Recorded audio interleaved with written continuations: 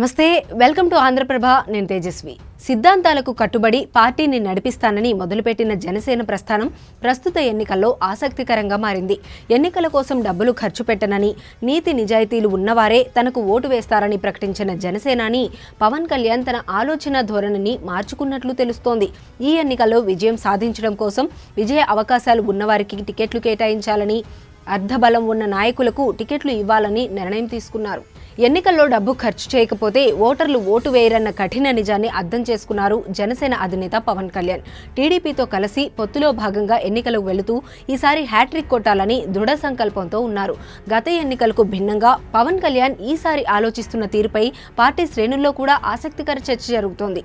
ఉద్యమకారులకు సామాజిక కార్యకర్తలకు టికెట్లిస్తే వారు ₹1 కూడా ఖర్చు పెట్టకపోతే ఓట్లు పడవన్న వాస్తవాన్ని అర్థం చేసుకున్న పవన్ కళ్యాణ్ త్వరలో జరగనున్న ఎన్నికలకు చంద్రబాబు సలహాలతో అసలు రాజకీయాన్ని మొదలుపెట్టారు.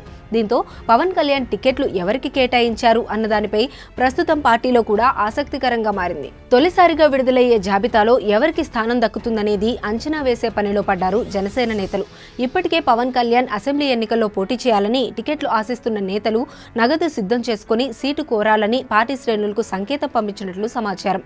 ఎన్నికల్లో పోటీ చేయడానికి మీరు ఎంత ఖర్చు చేయగలరు అని నిర్మోహమాటంగా పార్టీ శ్రేణులను ప్రశ్నిస్తున్నట్లు సమాచారం.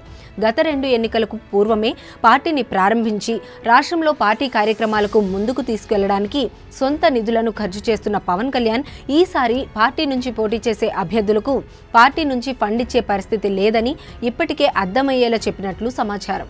ఈ క్రమంలోనే ఆర్థికంగా బలంగా ఉన్న నాయకులపైనే పవన్ కళ్యాణ్ ఫోకస్ మారిందని, వ్యూహం మార్చిన పవన్ కళ్యాణ్ ఈసారి ఎన్నికల్లో జగన్ను గద్దెదించడమే లక్ష్యంగా చంద్రబాబు సూచనలతో పోరాటం చేయబోతున్నారని జనసేనలో ఆసక్తికర చర్చ సాగుతోంది. డబ్బు మాత్రమే కాదు, ప్రజల్లో బలం కూడా ఉన్నవారికే స్థానం కల్పిస్తున్న పవన్ కళ్యాణ్ గెలుపే లక్ష్యం అంటున్నారు. మరి పవన్ స్ట్రాటజీ ఈ ఎన్నికల్లో ఎంతవరకు పనిచేస్తుందో చూడాలి.